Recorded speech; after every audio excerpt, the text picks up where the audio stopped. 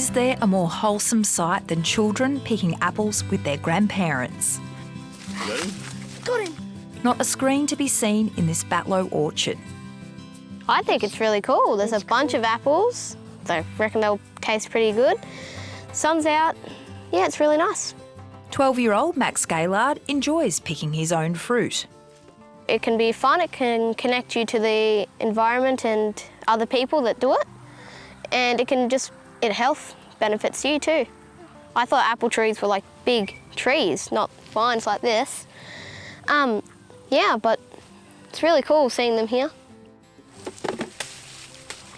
With his Queensland coastie grandsons visiting the Riverina Highlands, it's an opportunity for Kevin Chaplin to teach them about where their food comes from and get them off screens. Yes, it can be a challenge sometimes with the technical stuff, but you get them outside and they turn into totally different kids. So get out and they explore and having lots of fun. It's one of the things now with living in urban areas, they don't tend to appreciate where it's being grown, so this is an opportunity to really demonstrate the scale and the operations and, just what it means to be an apple farmer. Kevin Chaplin also appreciates being able to buy his food fresh from the farmer and bypassing a supermarket. Thank you. All right. Coming directly to the farm is always the better option, purely because you can guarantee the flavour, the taste, the quality. Unfortunately, supermarkets tend to put stuff in long storage and, when you come home it doesn't have the flavour you think it would. Now, what to do with that apple haul? So looking at the buckets nice and full, I think there's going to be a few apple strudels and maybe a bit of apple crumble and, might be a many and varied diet of different types of apple recipes, I think. Apple grower Greg Mowat and his family have been running their Pick Your Own farm for 40 years near Batlow. And it's the Pick Your Own farm and roadside sales that helps keep his business afloat. We probably sell about 20% of what we grow, but that would account for around 50% of our income. You know, we're dealing direct with the public. We're not having any middlemen. There's no packing charges. Of course, you've got all your growing charges and everything else, but you're dealing direct with people and allowing people to have, really fresh produce. Greg Mowat has welcomed the federal government's direction for the Australian Competition and Consumer Commission, the ACCC, to conduct a year-long inquiry into Australia's supermarket sector. I don't think we'd be here as a business if we had to rely purely on either of the two large supermarkets. They're quite brutal in the way that they price their fruit. You have to be growing really high quality fruit. You have to be attaining very high yields and getting very good packouts. Now that's all, you can all do that, but at the end of the day, we are dealing with a perishable product and we're dealing with Mother Nature at the same time. The inquiry will look at the pricing practices of the supermarkets and the relationship between wholesale, farm gate and retail prices. We want a fair go for families and farmers. We know that it's at the checkout where some of these cost of living pressures are most harshly felt. We're very focused on that. That's why we're doing a range of things to try and make our supermarket sector more competitive. We've empowered the ACCC, the consumer watchdog. The Mowats have about 20,000 apple trees and grow 7 different varieties.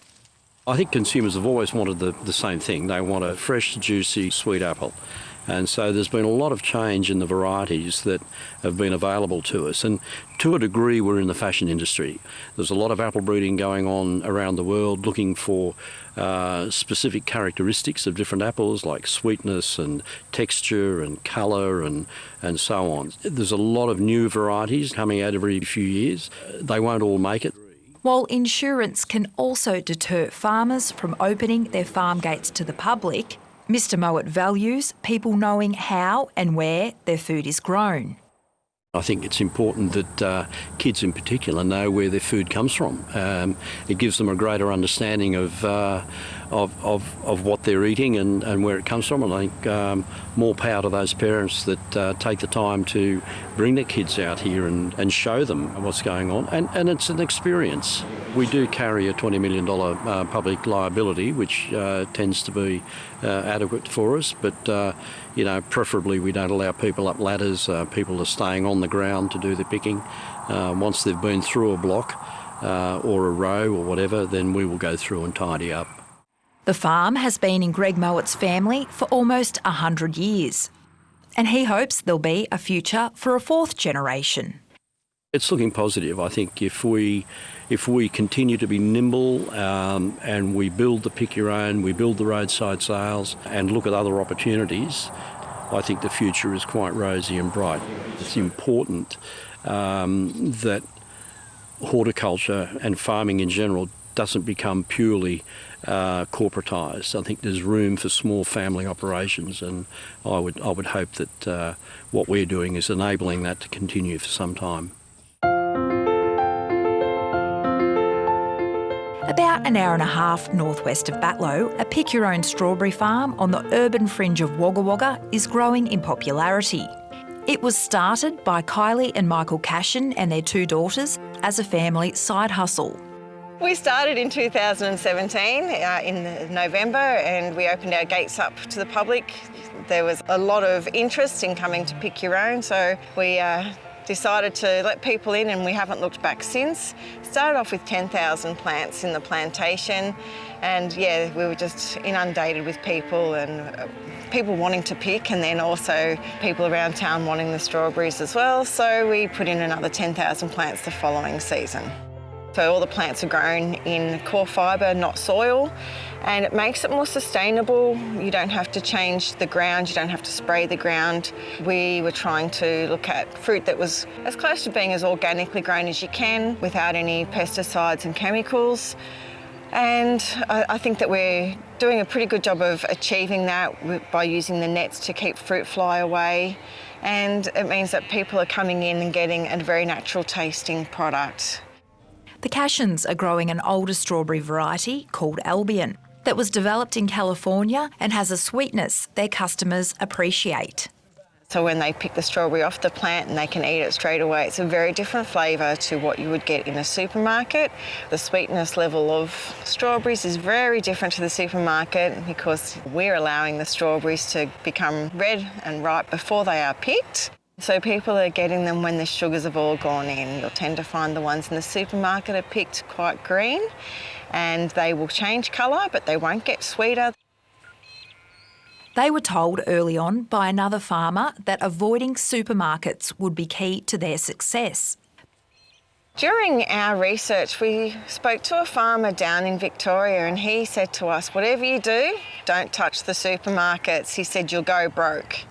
So we listened to that advice. He also told us don't quit your day jobs, keep them going too. So we had some really good advice along the way. So it was well worth doing the years of research. So 3 years of research, and I think we are so much better for it. While the Cashin family are now growing more than 20,000 strawberry plants, it's not just about increasing production. They're also focusing on providing a welcoming and accessible space for their community to enjoy. Beyond the picking patch, they also have a cafe and make strawberry ice cream, pies and gin. The list of goodies is long. They also host events including music festivals, weddings and mums and bubs meetups. We saw it as a way that people could reconnect with each other, and we do know that during COVID, strawberry picking was something that people were allowed to come and do. It was run quite challenging to keep people the right spaces apart and everything, but we just noticed from that people were able to still kind of connect with each other, and we thought, let's keep that going. On the day we visited, they were hosting their first country music festival, the Bidgie Country Jam. Their strawberry farm is becoming a major tourist and entertainment attraction for Wagga Wagga. Despite the diverse income streams their strawberry farm produces, Michael and Kylie are still keeping their off-farm jobs. If you want to do it to make money, don't. If you want to do it because you want to see a difference in your community, then do it. The reason we do it is when we're feeling really tired, we think about the little kids who've got a smile on their face. We also think about the way that people are interacting with the farm, how kids are learning about where their food is coming from. Seeing a kid coming back up from the strawberry patch with strawberries all over them, and then the parents saying it's the first time they've ever eaten strawberries, I'm struggling to get them to eat fruit, and now I can't stop them. Well, let me put that to the test with my own fussy eater. Do you like it, Zoe? Yum.